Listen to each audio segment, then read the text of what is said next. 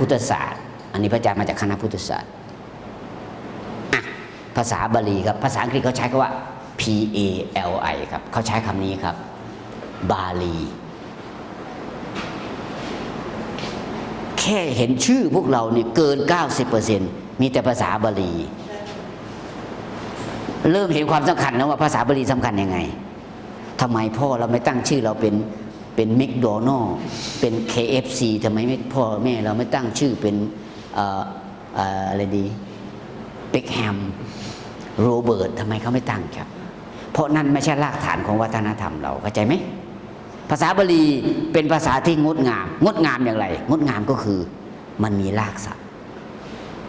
พอมันมีรากแล้วมันมีความหมายมันมีวิภัตติมีปัจจัยมีอุปสรรคเป็นภาษาที่งดงามก็คือเป็นภาษาที่มีรากมีที่มาที่ไปไม่ใช่จะแปลก็แปลนะไม่ใช่มันมีที่มาแยกได้จนกระทั่งแยกต่อไปอีกไม่ได้ตัวที่แยกต่อไปอีกไม่ได้เรียกว่าธาตุเข้าใจไหมครับมันจะมีภาษาบาลีเป็นภาษากลุ่มเดียวกันกับภาษาอังกฤษครับคนไหนเก่งภาษาบาลีจะเรียนภาษาอังกฤษไม่ยากครับเพราะเป็นภาษาตระกูลเดียวกันตระกูลเดียวกันคือเป็นภาษาที่มีรากศัพท์มีรากลาตินหรือกรีกภาษาอังกฤษมีรากศัพท์ใช่ไหมกรีกและลาตินแล้วก็มีเติม s เติม es เติม ed เหมือนกับภาษาบาลีเพราะเป็นตระกูลเดียวกันครับอยู่ด้วยกันเลยแต่ไม่ได้หมายความว่าเรียนบาลีแล้วเราจะเก่งอังกฤษเลยไม่ใช่นะแต่พระอาจารย์หมายความว่าถ้าคนเก่งบาลีแล้วไปเรียนภาษาอังกฤษนะโอ้โหโคตรง่ายเลยครับโคตรง่ายเลยหรือไปสอนภาษาไทยก็ยิ่งโคตรง่ายมีใครเรียนเอกการสังคมศึกษาไหมถ้าเป็นครูภาษาไทยนะโอ้โหไปเรียนภาษาไทยนี่โอ้เยอะเลยครับกาบกร100 แก้ว100 กองมีแต่ภาษาบาลีสันสกฤตทั้งนั้นเต็มไปหมดเลยครับอธิบายความหมายได้หมดเลยนั้นเรียนบาลีมีประโยชน์แน่นอนครับเขาใช้คำนี้นะครับผีนะครับไม่ใช้บอใบไม้นะเราคิดว่า B บอใบไม้น่าจะเป็นตัว B ใช่ไหมเราจะคิดอย่างนั้นแต่เขาไม่ใช้คำนั้นเขาใช้ตัว P แทนครับ What language do you learn Oh I study I learn Bali language ถ้าเขาให้เขียนดูเราต้องเขียนเป็นตัว P ครับจำไว้เลยนะครับบาลีใช้ตัวนี้ครับเราจะไปช้าๆครับปุ๊บภาษาอังกฤษคือบาลี language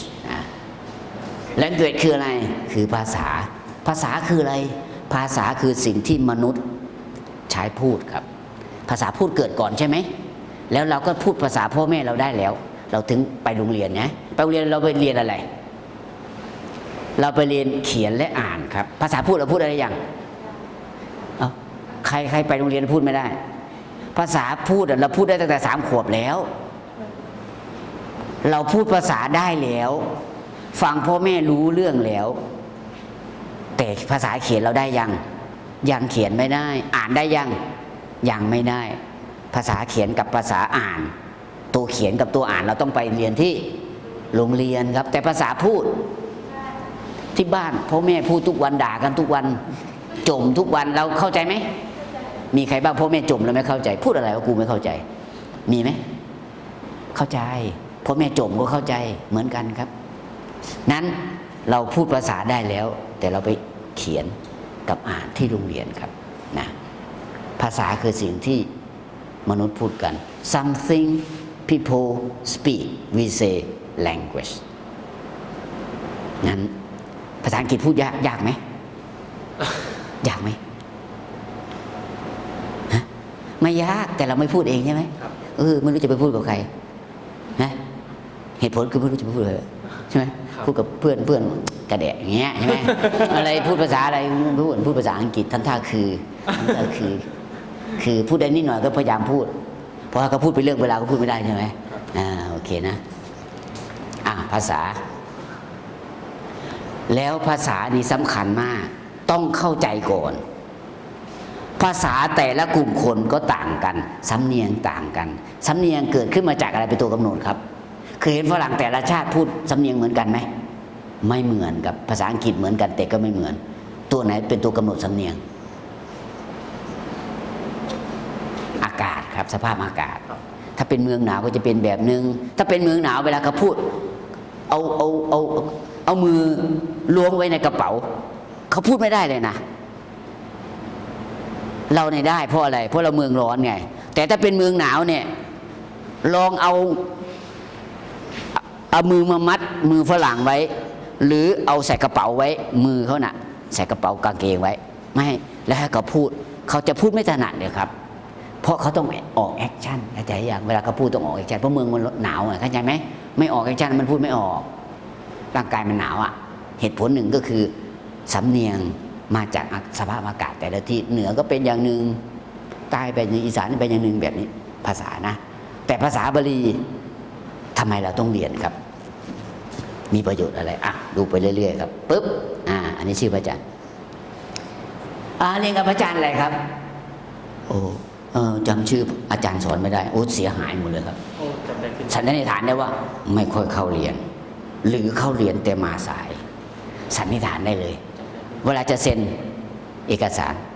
อาจารย์ที่ปรึกษาชื่ออะไรนะนึกไม่ออกตายเลยแสดงว่าไม่ค่อยเข้าเรียน ใช่ไหมสังเกตง่ายๆครับนะภาษาบาลีใครสอนอ่านก็ไม่ออก นะดีไหมต้องอ่านออกสิโอเคอันนี้พระอาจารย์นะประโยค8ก็มีประโยค9นะพระอาจารย์ไม่ได้สอบประโยค9พระอาจารย์พอแล้วโอเคประโยค8พอแล้วครับอาจารย์พอแล้วครับ แต่ถ้าสอบได้ก็ดีพระอาจารย์พอแล้วพระอาจารย์ไปเอาอย่างอื่นแล้วเขามีเงินเดือนให้นะแต่ได้นะประมาณเดือนละ 4,100 ครับไม่ใช่ประโยค9นะอยู่ไปแล้วไม่สึกนะเขาจะมีเงินเดือนให้รัฐบาลนะเดือนละ 4,100 บาทเขาถวายทุกเดือนจนกว่าจะสึกถ้าสึกแล้วเขาไม่ให้เขาอยากให้พระที่จบประโยค9อยู่กับเขาจะให้เดือนละ 4,100 บาททำอะไรหรือไม่ทำอะไรเขาก็ให้อยู่เฉยๆเขาก็ให้เขายังให้อยู่เข้าใจไหมโอเคเนาะอันนี้พระอาจารย์ชอบปรัชญาเพราะเป็นบิดาแห่งวิชาทั้งปวงอยากจะเป็น father of all language อยากจะเป็นพระบิดาแห่งทุกวิชาคนไหนเรียนวิชาอื่นๆมันจะมีปรัชญาประกอบอยู่ใช่ไหมปรัชญาการศึกษาปรัชญาการเมืองปรัชญาจะต้องเรียนปรัชญาพระอาจารย์ก็เลยอยากจะเป็นบิดาแห่งวิชาการทั้งปวงก็เลยเรียนปรัชญาเรื่องของการวิชาอย่างอื่นพระอาจารย์เรียนด้วยตัวเองได้แต่วิชาปรัชญาเนี่ยถ้าพูดปุ๊บแล้วเข้าใจหรือไม่ใช่ปรัชญาใช่ยังครับจริงไหมปรัชญาก็เหมือนพยาเหมือนกับหลักคิดถ้าพูดปุ๊บแล้วเข้าใจหรือไม่ใช่ปรัชญาครับพูดปุ๊บฟังปุ๊บต้องคิดก่อนอะไรวะมันพูดอะไรวะพูดเป็นปรัชญาใช่ไหมต้องตีความไหมตีความต้องตีความอาจารย์เรียนโทเอกมาแหกแนวแหวกแนวตอนปริญญาโทนี่แหกกับแหกข้อไปเรียนด้านไอทีด้านคอมพิวเตอร์ครับก็ไปทางนั้นนะโอเคเนาะอันนี้หน่วยจิตแพงครับจบมาแล้วนะผ่านร้อนผ่านหนาวมาโอเคจบแล้วเนาะเมืองสุวรรณนี่เป็นนามสกุลบ้านโพนดูครับปุ๊บภาษาบาลีประวัติความเป็นมาดูเขาประวัติว่าเป็นภาษาบาลีเป็นตระกูลอินโดอารยันครับอินโดก็คือรู้จักเขาอินเดียใช่ไหมเอเชียตะวันออกเฉียงใต้ทั้งนี้หมดครับได้รับอิทธิพลมาจากอินเดียทั้งหมดเลยครับไม่ว่าจะเป็นภาษาเพราะว่าศาสนาใช่ไหมศาสนาพราหมณ์ฮินดูศาสนาพุทธก็มาจากไหนอินเดียภาษาบาลีสันสกฤตมาจากไหนอินเดียอารยธรรมความเชื่อในแถบนี้ทั้งหมดมาจากอินเดียเราจึงเรียกว่าอินโดเข้าใจยังหรืออินเดียนั่นเองนะเคยได้ยินอินโดไชน่าไหมเคยได้ยินอินโดจีนไหมอินโดจีนก็แถบนี้ทั้งหมดเอเชียใต้ทั้งหมดที่เขาทำสงครามกันสงครามเวียดนามสงครามอินโดจีนเนี่ยมันกับอินโดไชน่าทำไมต้องเรียกอินโดไชน่ารู้จักเวียดนามไหมเวียดนามเคยเป็นเมืองขึ้นของ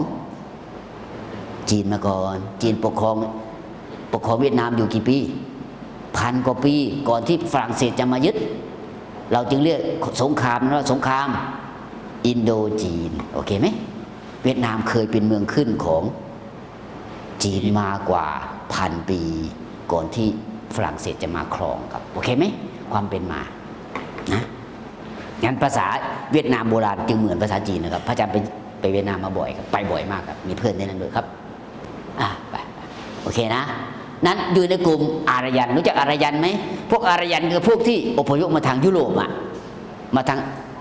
เอเชียกลางอพยพมาแล้วก็เข้ามาครอบครองอินเดียแล้วพวกเรียกพวกนั้นว่าอารยันเป็นพลผิวขาวตัวใหญ่จมูกโด่งครับเหมือนกับพวกกรีกเนี่ยเข้าใจปะเหมือนกับพวกกรีกเราเรียกพวกนั้นว่าอารยันครับจึงรวมกันเป็นอินโดอารยันคือมันผสมผสานระหว่างภาษาในแถบนี้แล้วก็ภาษากรีกที่อพยพเข้ามาปกครองอินเดียใช่ไหมครับนะเราจึงเรียกว่าอินโดอารยันนะกลุ่มเดียวกันจึงไม่ต้องแปลกใจว่าทำไมภาษาบาลีกับภาษาอังกฤษเป็นภาษาตระกูลเดียวกันโอเคไหมตระกูลเดียวกันนะจัดอยู่ในกลุ่มปรากิตครับในอินเดียนี่มีภาษาเยอะมากเป็นพันๆภาษาเยอะมากกับอินเดียนั้นภาษาบาลีก็อยู่ในกลุ่มเขาจัดเป็นกลุ่มๆไปก็เป็นปรากิตก็คือเป็นภาษาที่มีธาตุวิภัตติปัจจัยกับมีรากศัพท์มีการผันรูปรู้จักผันรูปใช่ไหมผู้เจ้ารู้จักผันรูปไหมกากากากากาปาป่าป้าป้าป่านี่คือการผันรูปยากสุดสำหรับต่างชาติมาเรียนภาษาไทยถ้าให้เขาอ่านอันนี้เขาอ่านไม่ได้เลยอ่านทีละคำมาได้กับป่าป่าอ่านทีละคำได้แต่ถ้ามาเรียงกันเมื่อไหร่ปุ๊บไม่มีใครอ่านถูกเลยครับสำหรับต่างชาตินะป่าป่าป้าป้าป่าให้อ่านตามหลังไม่เคยถูกเลยพระอาจารย์สอนมานานพระอาจารย์รู้เลยแต่ก็ให้เขาอ่านแต่เขาไม่เคยอ่านถูกเลยโดยเฉพาะไอ้ผันคำตัว2-3 อัน